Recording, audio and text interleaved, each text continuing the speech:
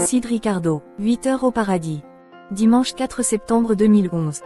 Ricardo Sid, un Péruvien, a eu le rare privilège de se voir montrer l'éternité dans ce témoignage. Portez la plus grande attention pendant que vous lisez et soyez bénis lorsque Ricardo raconte son expérience dans ses propres mots. Le Seigneur dit: « J'envoie ce message à mon peuple sur terre parce que j'existe dans les royaumes célestes. Égli, s'il te plaît, écoute ce qui m'est arrivé. Dans un rêve, le Seigneur a commencé à s'occuper de moi. Dans ce rêve, je marchais dans les rues de mon quartier et j'ai senti que quelqu'un me soulevait par les bras vers le ciel et je courais sur les nuages et glorifiais Dieu.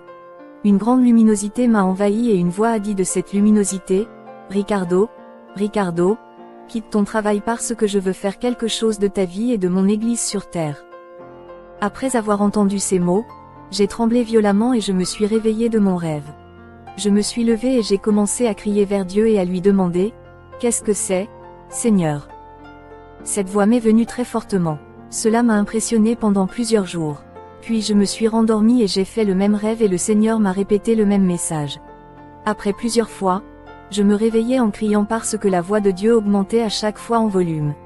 Chaque fois que je me réveillais en tremblant, je criais et mes parents me demandaient: « Qu'est-ce qu'il y a ?» Je leur racontais mes rêves et ma mère priait pour moi et me disait: « Si le Seigneur te parle, alors il te fera comprendre. » Nous avons continué à prier toute la nuit jusqu'à ce qu'il soit temps pour moi d'aller travailler le lendemain matin. Ma mère m'a alors dit de me préparer et de partir travailler. Nous avons demandé au Seigneur un signe pour nous faire savoir si c'était lui qui me parlait ou non.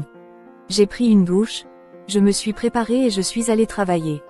Je travaillais chez Chili Laboratory, une entreprise à Santiago, la capitale du Chili. J'ai vraiment adoré mon travail. On venait me chercher à la gare routière pour aller travailler. Quand je suis descendu du bus ce matin-là, quelqu'un m'a immédiatement dit: « Que fais-tu ici? Tu n'es plus censé être dans cet endroit. » À plusieurs reprises, d'autres m'ont dit la même chose. Ce qui est étonnant, c'est qu'ils ne sont pas des chrétiens nés de nouveau. C'est le signe que Dieu m'a donné. Après le panneau, j'ai décidé d'aller voir mon patron pour démissionner. Je lui ai dit: « Je dois quitter l'entreprise parce que Dieu m'a ordonné de démissionner. Lorsque le Seigneur commande, nous devons obéir. » Mon patron s'inquiétait pour moi et m'a demandé: « Qu'allez-vous faire? Où trouverez-vous un autre travail aussi bon que celui-ci ?» Je lui ai dit que je devais obéir à Dieu. Alors ils ont organisé une fête d'envoi pour moi. J'ai rassemblé toutes mes affaires et je suis rentré chez moi. Alors que je suis arrivé en pleurant, ma mère m'attendait déjà devant le porche. Je lui ai dit que j'avais quitté mon travail parce que le Seigneur avait confirmé mes rêves à travers les personnes qui me parlaient. Elle répondit: « Si le Seigneur vous a parlé, qu'il fasse de votre vie ce qu'il veut. » Elle et moi sommes entrés dans la maison et nous avons discuté jusqu'à la tombée de la nuit. Ensuite, je lui ai dit que je devais aller me coucher parce que Dieu me parlerait ce soir dans un rêve. J'avais la ferme conviction que le Seigneur me parlerait dans un rêve, mais cela ne s'est pas produit comme je le pensais. Quand je suis entré dans la chambre et que j'ai enlevé mes vêtements, la pièce a commencé à trembler.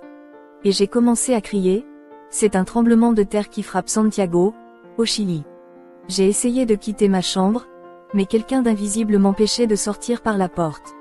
J'ai pu voir ma mère et ma famille à l'autre bout de la pièce et j'ai appelé à l'aide, mais personne ne pouvait m'entendre. Maintenant je sais, cet être invisible était l'ange du Seigneur. J'ai reculé, je me suis allongé sur mon lit et j'ai crié vers Dieu, le suppliant de me dire ce qui se passait. Puis une voix audible m'a parlé d'une très belle voix, disant: « Ricardo, maintenant que tu as quitté ton travail, je veux que tu ailles à l'église et que tu pries 7 heures par jour, chaque jour, pour ta vie et pour mon église. » Sur la terre. Après que le Seigneur eut cessé de parler, la pièce cessa de trembler. J'ai ensuite tendu la main à travers l'embrasure de ma porte et j'ai découvert que je pouvais à nouveau quitter la pièce. Ensuite, j'ai couru vers ma mère et j'ai crié: « J'ai entendu la voix du Saint-Esprit », puis j'ai quitté ma maison et j'ai commencé à crier cela dehors. Certaines personnes ne croient pas que Dieu parle encore aux gens aujourd'hui, mais je vous dis que c'est vrai, il parle aux gens. Si le Seigneur pouvait parler à Abraham, il peut encore nous parler, à nous, à son église aujourd'hui. Je suis allé à l'église et j'ai parlé avec l'évêque et nous avons convenu d'ouvrir l'église à 8 heures du matin tous les matins afin que je puisse prier et obéir aux commandements de Dieu. Chaque matin, j'allais à l'église et priais 1 heure, 2 et à la 3e heure. Je n'avais plus rien d'autre pour quoi prier et je demandais à Dieu: « Seigneur, que puis-je prier d'autre? J'ai 4 heures gauche. » Puis, J'ai entendu un grondement souterrain partant de la porte arrière de l'église. J'ai alors senti l'église se balancer de gauche à droite comme une personne ivre. Durant ce mouvement, le Seigneur m'a parlé clairement, mais pas de la même voix que dans le rêve précédent. La voix qu'il m'avait parlé auparavant était avec autorité. Cette fois, il parla d'une voix triste. Il a dit, « Ricardo, Ricardo, priez pour mon église. Mon église n'est plus la même. Mon église sur terre a changé. Mon église a perdu la foi. Mon église ne croit pas en moi ni en mon existence. Dites-le à mon église que j'existe. Intercède pour mon église, parce que mon église ne prie plus et ne jeûne plus. » Les tremblements ont cessé après qu'il ait fini de parler. J'ai alors commencé à intercéder et à parcourir l'église pendant les 4 heures restantes, implorant que le peuple de Dieu soit ressuscité. Le jeudi de la 2e semaine d'intercession, je me suis réveillée avec d'intenses douleurs dans les os et les articulations et je ne voulais pas me lever. Ma mère m'a réveillée pour aller prier à l'église, mais je me plaignais que mon corps et mes os souffraient. Elle m'a alors conseillé de prier plutôt à la maison. Cependant, je lui ai rappelé que Dieu m'avait spécifiquement dit d'aller à l'église pour prier. Alors, elle m'a aidé à m'habiller et m'a emmenée à l'église. Ce matin-là, il y avait beaucoup de gens qui priaient à l'église et j'ai demandé à prier à cause de la douleur dans mon corps. Je leur ai dit que j'étais trop faible pour prier. Alors ils m'ont oint et ont prié pour mon corps et j'ai reçu une force surnaturelle de Dieu.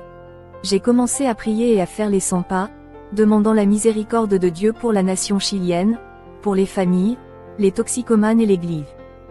J'ai terminé l'intercession et je suis ensuite venu plus tard dans la nuit pour un service religieux. Après la bénédiction de l'évêque, j'ai levé les mains et j'ai senti quelqu'un passer et me toucher le dos. Lorsque cela s'est produit, j'ai perdu toute force et je suis tombé au sol. L'évêque m'a demandé ce qui n'allait pas chez moi et j'ai répondu que je ne sais pas, que je n'avais aucune force et que je peux à peine parler. Puis l'église m'a entouré et a commencé à prier en langue et à crier. Alors certains membres de la congrégation purent voir l'ange qui arrivait et me demander de quitter mon corps. L'évêque a déclaré, « Vous ne quitterez pas votre corps. » Pendant qu'il disait cela, l'ange a arrêté de me faire signe de quitter mon corps. Là, j'ai appris une profonde leçon spirituelle selon laquelle toute personne qui a de l'autorité en Jésus sera honorée par l'ange du Seigneur. L'évêque m'a alors demandé, « Combien de temps l'ange veut-il te retirer de ton corps ?» J'ai alors demandé à l'ange combien de temps il allait me sortir de mon corps.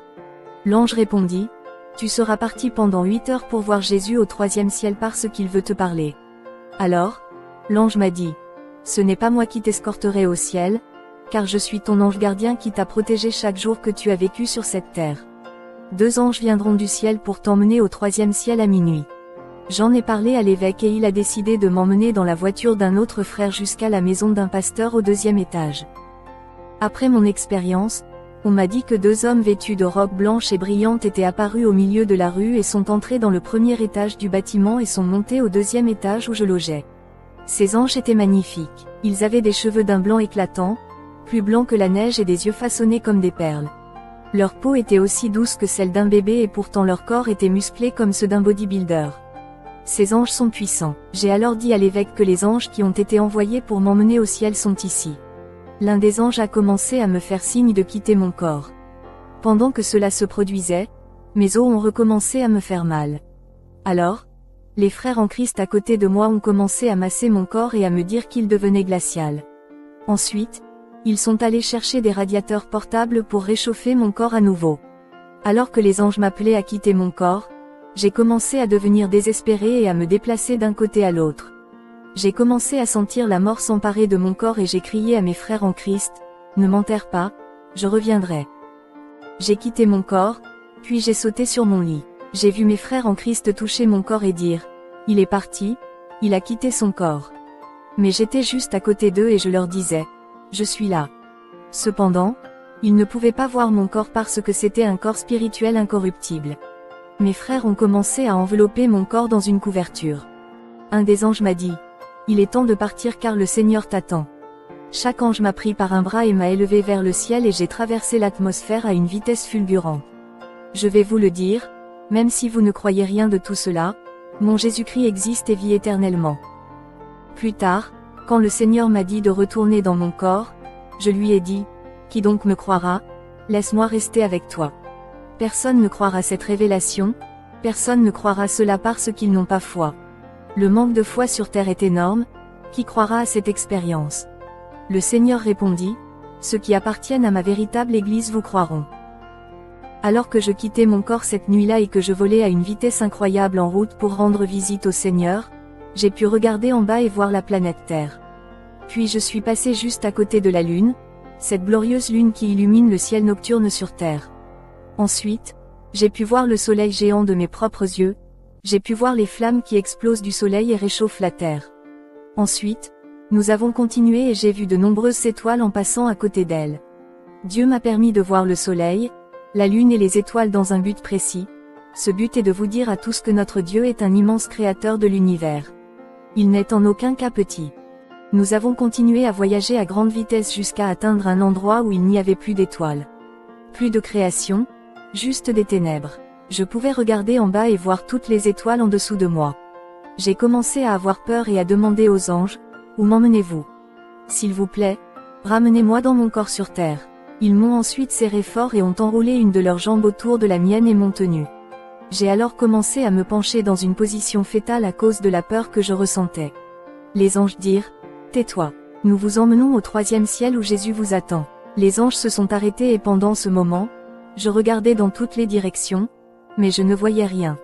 Je ne savais pas où j'étais, mais je pensais que c'était le 2e ciel. Royaume céleste noir de Satan et ses démons. J'étais dans cette situation lorsque j'ai soudainement senti et entendu le bruit terrible d'une bousculade au-dessus de moi. Les anges m'ont serré et m'ont dit, Ricardo, n'aie pas peur, Jésus est avec nous. Pendant qu'il parlait, il disait aussi, levez la tête et regardez au-dessus de vous. J'ai été surpris par ce que je regardais car il y avait une sorte de mouvement de créature au-dessus de nous. L'un des anges a dit, regardez, nous allons vous montrer ce que vous regardez au-dessus de nous. Et l'un des anges a fait signe avec sa main d'un côté à l'autre et a illuminé tout le ciel au-dessus de nous pour voir ce qu'il y avait là. Alors que le ciel était illuminé, il n'y avait que des démons et des diables entourant tout le ciel. Le Seigneur les réprimande tous au nom de Jésus. La Bible est vraie, tout ce qui se passe sur cette terre est ce que vous voyez dans l'Apocalypse. Jésus arrive bientôt, comment puis-je vous en convaincre? C'est tellement bientôt. J'ai demandé à l'ange, quel est cet endroit? L'un d'eux a répondu, c'est le royaume céleste des ténèbres où habitent Satan et ses démons. J'ai commencé à dire, c'est pourquoi il y a tant de mal sur terre. Ces démons viennent de ce royaume sur terre et provoquent toutes les formes de destruction et de méchanceté sur la race humaine. Le royaume est plein de démons. Il y en avait des millions. En fait, ils étaient innombrables. Power Ranger Thundercat. Puis les anges ont commencé à me faire signe de regarder de plus près et ils m'ont montré les visages de ces créatures et j'ai découvert que beaucoup de ces êtres horribles nous sont déjà montrés à la télévision. Ces êtres étaient monstrueux. J'ai vu les Thundercats et les Power Rangers ainsi que des caricatures d'animation, de dessins animés et de films d'horreur dans la vraie vie. Tous les créateurs de ces films et animations ont conclu un pacte avec le diable pour produire ces choses pour la télévision et le cinéma. Tous ces dessins proviennent de ce domaine spirituel que j'ai vécu. Pourquoi pensez-vous que les enfants d'aujourd'hui sont si rebelles? C'est parce que ces démons entrent chez vos enfants lorsqu'ils regardent ces émissions qui les représentent. C'est pourquoi nous devons apprendre à nos enfants à discerner ce qu'ils doivent regarder à la télévision. L'ange m'a dit que tout cela est une réalité et une vérité. Tous ces démons existent et les gens concluent des pactes avec le diable pour amener ces démons sur terre. Ces démons ont commencé à me maudire, ainsi que l'Église, le Père, le Seigneur Jésus et la terre parce qu'ils ne respectent pas Dieu ni aucune de ses créations. Ensuite, j'ai vu en chair et en os un gobelin nommé Hugo, une caricature de dessin animé populaire au Chili. Il était horrible à regarder. Il s'est approché de moi et m'a dit, « Nous irons sur terre et tuerons tous les enfants. » Pourquoi pensez-vous que les enfants tuent des enfants? C'est parce que certains d'entre eux ont dit que quelque chose sortait de la télévision et m'ont dit de faire ceci ou cela. Ces démons sèment la haine sur la terre. Que le Seigneur délivre et purifie notre monde. Destruction démonique des églises par communauté et division. L'un des anges m'a dit, continue à chercher. Et les démons dirent, nous avons essayé de détruire l'église, mais nous ne pouvons pas parce que lorsque nous en tuons un, des milliers de personnes se lèvent pour remplacer les morts. Depuis le début de l'église, Satan a essayé de la détruire, l'église qui prêche le véritable évangile et fait l'œuvre de Dieu, mais il n'y parvient pas parce que le Seigneur Jésus nous protège. Alors les démons dirent, faisons quelque chose de nouveau, entrons à l'intérieur des églises car il y en a beaucoup dans les églises qui nous appartiennent. Nous allons utiliser ces gens pour semer les ragots et la division parmi les frères de l'église. Nous allons provoquer des églises. Tombé à cause des commérages et le Saint-Esprit sera attristé et quittera l'Église. Le diable va partout pour chercher à détruire ceux qui aiment la justice de Dieu. Tout comme dans ce verset biblique, soyez sobres, soyez vigilants, parce que ton adversaire, le diable, se promène comme un lion rugissant, cherchant qui il dévorera. 1 Pierre 5/8. Armée des anges guerriers. Je ne voulais plus voir, mais l'ange m'a dit de continuer à regarder les événements qui se produisaient. J'ai vu les démons fuir partout alors qu'une seule étoile brillante arrivait. À mesure que cette étoile approchait, elle apportait beaucoup de louanges et d'adoration au Seigneur. Cette étoile n'était pas une étoile, c'étaient des millions d'anges montés sur des chevaux blancs louant le Seigneur des armées. Ils criaient, Saint, Saint, Saint, celui qui vit d'âge en âge. Le Seigneur est l'alpha et l'oméga, le début et la fin et que tout ce qui respire loue le Seigneur. Et puis j'ai vu une grande bataille et je n'ai plus pu trouver les démons. N'ayez plus peur car il y a plus d'anges avec nous que du côté de l'ennemi. Les anges se frayèrent un chemin vers le 3e ciel. Ils se sont divisés en 2 groupes, un à droite et un à gauche. C'était une voie ouverte vers le 3e ciel. De cette façon, vous arrivez au ciel et vous pourrez voir la cité céleste de Dieu. J'ai pu voir ce chemin d'anges glorieux et merveilleux. Ils avaient débarrassé toute la région des démons et ils n'avaient jamais cessé de louer Dieu et de bénir son nom. Les anges m'ont placé devant eux et m'ont dit, tu dois attendre ici. Puis au loin, j'ai regardé et depuis la cité céleste, j'ai vu une personne en robe blanche chevauchant un cheval blanc. À mesure qu'il se rapprochait, les anges ne cessaient de louer le nom de Dieu et de l'exalter. Cette personne s'est approchée de moi à environ 4 mètres. Cet être était beau, encore plus beau que les autres anges. Je m'attendais à ce qu'il me parle, mais ce qu'il a fait, c'est me regarder pendant un petit moment et crier, « Je suis Michel l'archange qui est chargé de vous garder ainsi que l'Église sur terre. » J'ai rencontré l'archange Michel face à face et c'était un être précieux. Il s'est tourné vers lui et m'a indiqué le chemin pour entrer dans la cité céleste. Il dit, « Entrez, le Seigneur Jésus vous attend. » Je marchais sur le chemin menant à la ville et pendant que je marchais, les anges criaient et louaient le Seigneur. J'ai pleuré et pleuré en regardant la ville. La ville était faite d'or pur et transparent et les portes d'entrée étaient en perles. Les sols étaient d'apparence cristalline. Je n'avais jamais rien vu de pareil sur terre et un être humain ne pouvait pas non plus créer cela. L'architecte était notre Seigneur et Dieu de l'univers. J'étais en dehors de la ville et les portes d'entrée étaient grandes ouvertes. Et ces portes sont toujours ouvertes. J'ai pu voir à l'intérieur et sur les murs des rubis, des saphirs et des perles brillants. Et de l'intérieur de la ville, il y avait des millions et des millions de voix louant Dieu. J'ai tremblé de l'extérieur de la ville en entendant cela.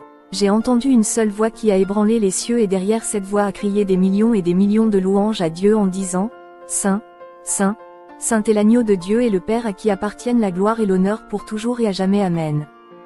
Cette grande voix criait, Soyez saints, car je suis saint. Seuls les saints entreronnentse lieu. Car sans sainteté, personne ne voit le Seigneur. Sans sainteté, personne ne le verra. Une voix a dit, Entrez, et je suis entré dans la ville. Et je vis un trône merveilleux où le feu coulait. Et pendant que le feu sortait du trône, j'ai fait attention et j'ai vu Jésus, le roi des rois et seigneur des seigneurs. Je me suis prosterné devant lui sur le sol, sans aucune force. Sa main est sortie de la flamme et il m'a dit, Lève-toi. J'ai repris des forces et je me suis levé. J'ai immédiatement commencé à toucher ses pieds, ses bras et son corps. Quand j'ai vu son visage, son apparence n'a rien à voir avec ce que les artistes sur terre produisent dans leurs peintures. Beaucoup de gens fabriquent des dieux en bois et bien d'autres images. Mais je veux vous dire, frères, que Jésus ne ressemblait pas à ces images. C'était un Dieu très musclé. Ce n'est pas un Dieu médiocre, il est tout puissant. Il a dit, je ne suis pas un Dieu fait de craie ou de bois, je suis un Dieu vivant qui existe. Il a poursuivi, dites à mon Église sur terre que je suis réel. Je vis et j'existe vraiment. Dites à mon peuple que le ciel est réel et que je l'attends. Il m'a dit, viens marcher avec moi et je te montrerai quelque chose de grand. Nous regardions depuis le sol et pouvions voir la terre et tout ce qui se faisait sur terre. Jésus a dit, je suis capable de voir tout ce que fait mon Église. Il sait tout ce que nous faisons et j'ai pu voir beaucoup d'entre vous du ciel. Jésus m'a dit, regarde mon Église. Et j'ai vu des frères contre des frères, et des églises contre d'autres églises.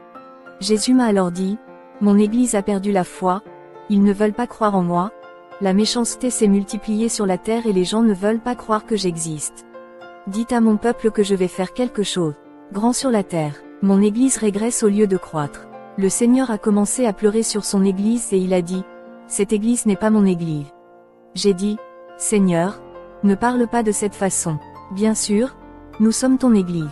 Alors le Seigneur répondit, non, mon église marche avec une puissance miraculeuse, des signes et des prodiges. Mon église a diminué, cependant, dis-leur que je reviendrai pour les relever. Les voleurs de dîmes et d'offrandes n'entreront pas au paradis. Il m'a dit de continuer à marcher avec lui et nous avons franchi une porte et le sol était en or pur. J'ai commencé à courir dans la rue de l'or, à ramasser de la poussière d'or et à la répandre sur mon corps. Et puis le Seigneur m'a dit de revenir et de vous dire qu'il y a des rues d'or au ciel. Tout cela appartient à mon peuple, a dit le Seigneur. Mais, dans mon église, il y a beaucoup de voleurs qui volent mes dîmes et mes offrandes. Dites à mon peuple qu'aucun voleur n'entrera dans mon royaume des cieux. Nous devons redresser notre vie pour le Seigneur. Les préparatifs pour le mariage de l'agneau ont été terminés. Ensuite, nous avons vu une très longue table pour des millions de personnes avec beaucoup de nourriture et de rafraîchissement. Il y avait aussi de nombreuses couronnes et gobelets en cristal dans lesquels les gens pouvaient boire. Le Seigneur dit, Ricardo, tout cela a été préparé pour mon peuple. C'était la table préparée pour les noces de l'agneau. Il y a une autre sœur en Christ qui a également été emmenée au ciel et elle a également vu des anges aller et venir préparer également le souper des noces. J'ai dit au Seigneur, pourquoi cette sœur a-t-elle vu des anges préparer des choses ici, mais je ne vois aucun préparatif se faire.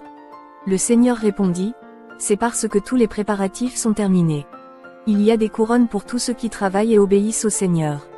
J'ai alors dit, Seigneur, quand reviendras-tu alors, si tous les préparatifs sont terminés? Combien de temps encore avant ton retour? Montre-moi l'horloge, combien de temps reste-t-il dans l'horloge céleste? Beaucoup d'autres personnes ont rêvé d'une horloge indiquant presque minuit lorsque le Seigneur est censé revenir. J'ai demandé, Seigneur, quand l'horloge sonnera-t-elle minuit? Est-ce qu'il reste 1 minute? 5 minutes? Jésus a étudié mon visage pendant un moment, puis il a répondu, Ricardo, au ciel il n'y a plus d'horloge. J'ai alors répondu, eh bien, Seigneur, s'il n'y a plus de temps, pourquoi n'es-tu pas encore revenu? Jésus lève les mains et prend son pouce et son index pour montrer le signe de quelque chose de très petit et dit, tout le temps qui reste est simplement la grâce du Père pour ceux qui ont rétrogradé, pour leur offrir une chance de se repentir et de faire les premières œuvres. Et le Seigneur des armées n'est pas revenu parce qu'il nous a donné à tous un petit espace pour nous repentir et ce temps est appelé un temps de la grâce du Père. Puis un ange est apparu à notre droite et a crié, le moment est venu. Le temps est terminé, chaque préparation est terminée, Jésus reçoit son époux, le Seigneur vient et tous les signes des Écritures s'accomplissent.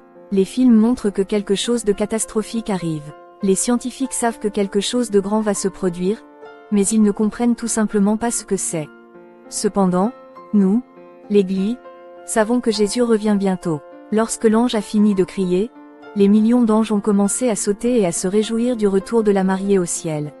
Je n'arrêtais pas de demander, que se passe-t-il? Mais personne ne faisait attention à moi, ils se réjouissaient tous de la bonne nouvelle.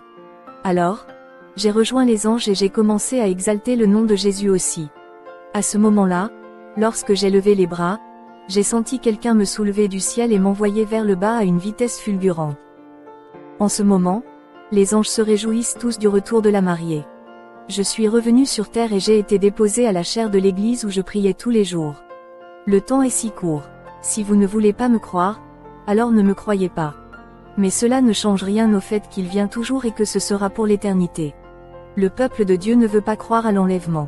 S'il vous plaît, réveillez-vous. Pour l'amour de Dieu, réveillez-vous à la vérité. Ricardo pleure. Laissé derrière après l'enlèvement. Le Seigneur était ici à côté de moi et il m'a dit, Ricardo, voici à quoi ressemblerait l'enlèvement si cela se produisait maintenant. J'ai alors pu voir la terre entière et le précieux et magnifique Saint-Esprit, celui qui nous donne la paix et la joie quitter cette terre. J'ai alors vu une vapeur entrer dans l'église et m'a entouré et j'ai demandé au Seigneur, qu'est-ce que c'est? Il a dit, c'est ce que j'appelle l'enlèvement. J'ai alors vu des gens défoncer les portes de l'église, voulant entrer et criant, où sont mes enfants? Ils sont tous partis, tous les enfants de la terre sont partis parce que Dieu n'en laissera aucun derrière lui. Le premier à entrer dans l'église fut le chef de chœur, criant, où est l'église? Je suis laissé derrière, je reste. Après le directeur de la chorale, j'ai vu d'autres pasteurs, frères et sœurs et le surveillant de l'église crier tous, j'ai été laissé pour compte.